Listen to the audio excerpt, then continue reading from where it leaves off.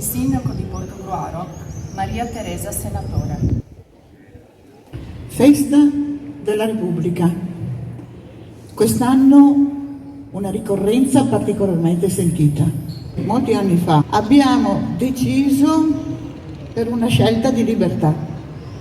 Abbiamo deciso che oggi possiamo essere qui a esprimere liberamente le nostre opinioni. E nel periodo Covid molti hanno deciso di fare una scelta importante, la scelta di dire sì, la scelta in un periodo di grande emergenza di guardare agli altri e non solo a se stessi. Avete capito che era importante in questo momento dire di sì alle norme, dire di sì alle regole. Un ringraziamento lo faccio a tutta la nostra città, una città di persone per bene, persone che hanno saputo capire che la comunità era più importante dell'interesse del singolo.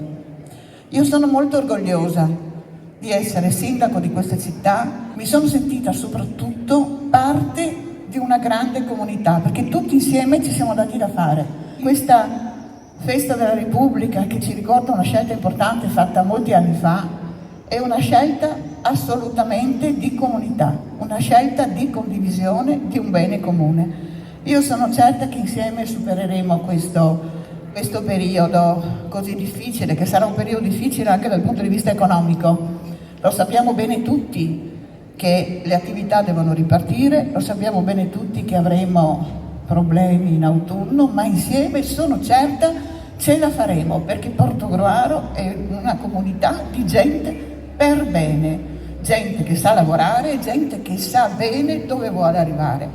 Avete sentito prima le prove dei maestri di Fondazione Musicale Santa Cecilia. Oggi sono qui con noi e sono stati con noi anche nel momento del Covid.